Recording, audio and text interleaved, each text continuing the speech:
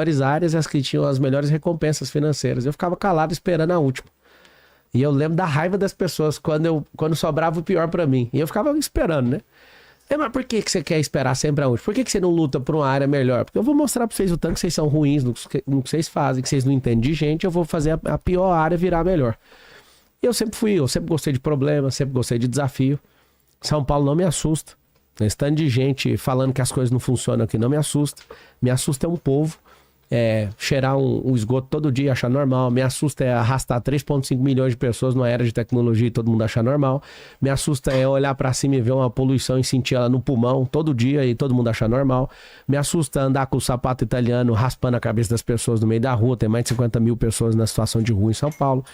Não me assusta o problema, mas me assusta as pessoas acharem que isso tudo é normal. Me assusta uma obra de 5 bilhões que foi abandonada, que é esse Rodoanel Norte de 44 quilômetros que não acaba nunca, né? Isso me assusta. Me assusta 4 mil mananciais que já viraram esgoto aqui dentro de São Paulo. Toda favela que você vai, que tiver uma aguinha passando ali, virou esgoto.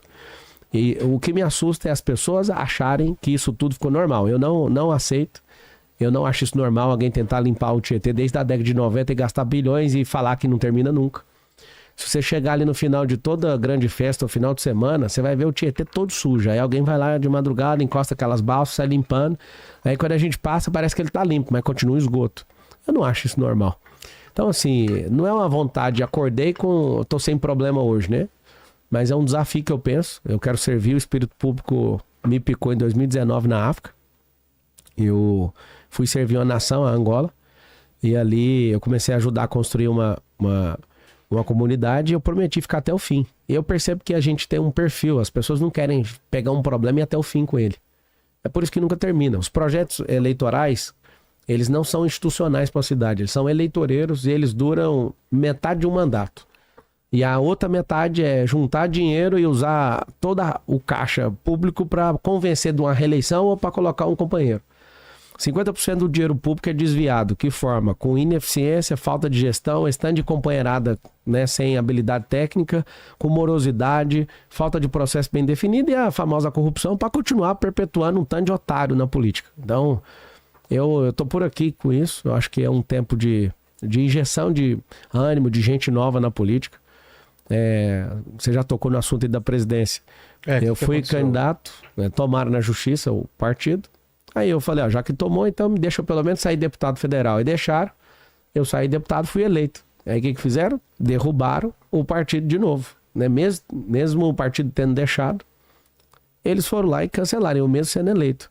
Eu não quis me curvar pro sistema e ter que fazer o que eles estavam mandando e ter que pagar para poder ser deputado. Eu falei, não, eu não quero me curvar a isso, eu espero, eu tenho paciência, eu vou esperar a próxima eleição. Não pensem que eu tô querendo ser prefeito e daqui, se vocês não deixarem agora, eu vou ficar tentando a minha vida inteira. Eu tô disponível agora na melhor fase da minha vida para servir essa cidade.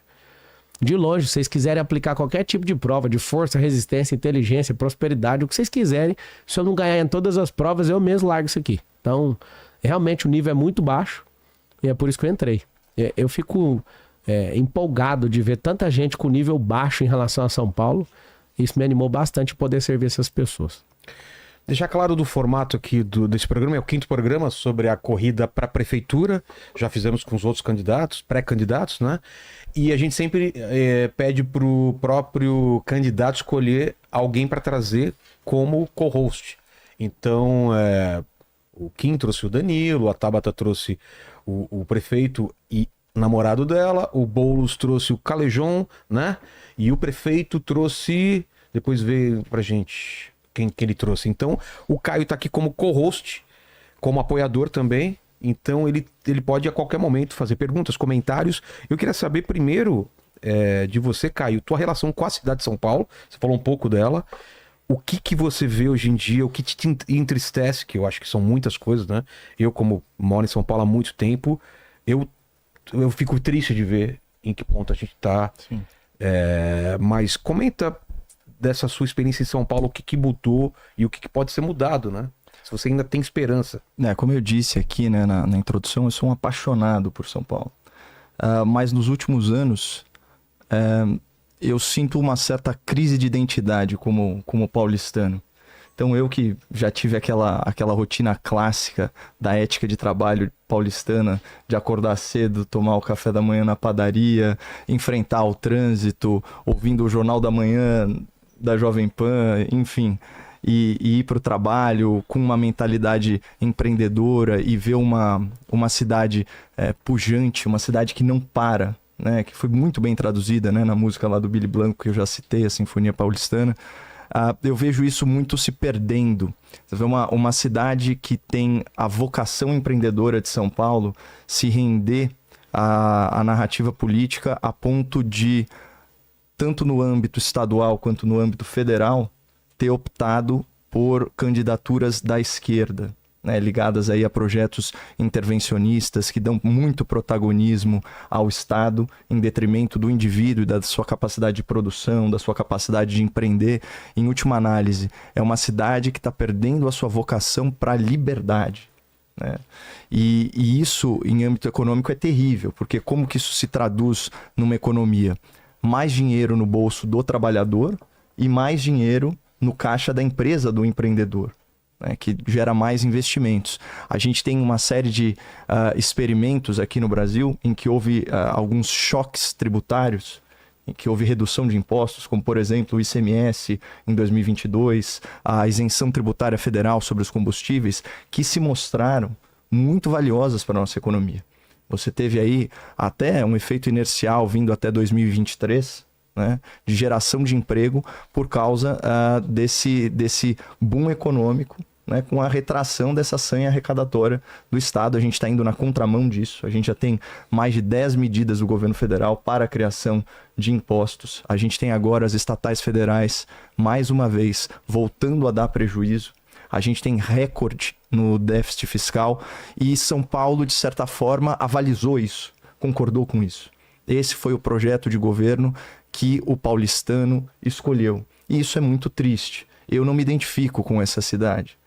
Mas eu sei que no fundo, o paulistano, que como o Pablo disse, é capaz de pegar 3, 4 horas de condução por dia, ele tem uma ética de trabalho incompatível com esse modelo que desprestigia a liberdade, que desprestigia o valor do trabalho, né, que obriga o trabalhador a ter uma poupança forçada, né, esse tipo de coisa.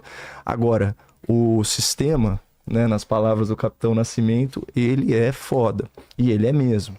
Inclusive, ele vai incutir na cabeça das pessoas uma mentalidade atrasada. E é impressionante como as coisas operam, né? Eu estava fazendo um levantamento. Se você pegar as verbas federais só para projetos culturais e artísticos, né, em 2023, elas ultrapassam 10 bilhões de reais. Isso é mais de 300% a mais do que em 2022. E nada contra fomentar cultura, as tradições, mas a gente sabe que não é para isso que esse dinheiro vai. A gente está falando do quê? Lei Rouanet, a gente está falando de fundo setorial, Lei Paulo Gustavo, Lei Aldir Blanc, que a gente sabe onde esse dinheiro vai parar. Aí você tem o governo federal gastando o recorde, a máxima histórica em verbas federais de publicidade. Mais de 640 milhões de reais. Isso nunca tinha acontecido. O governo federal volta a anunciar também em jornais, porque tinha acabado, né? Então Folha de São Paulo, o Globo, alguns sites militantes muito vinculados à esquerda, como Diário do Centro do Mundo, enfim, Brasil 247, esse tipo de coisa. Então a gente sabe, né, como que a classe artística, a elite acadêmica e também grande parte da imprensa vai tratar essas candidaturas.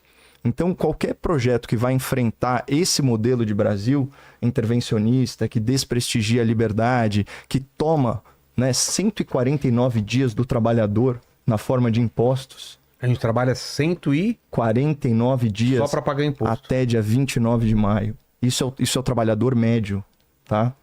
E aí, quando você pega em termos de carga tributária, 1/3 da carga tributária, na verdade, dá 32,4%, 1/3, aliás, do PIB nacional, se converte em impostos. E entre as nações que mais arrecadam, o Brasil é o que pior dá retornos em termos de serviços públicos.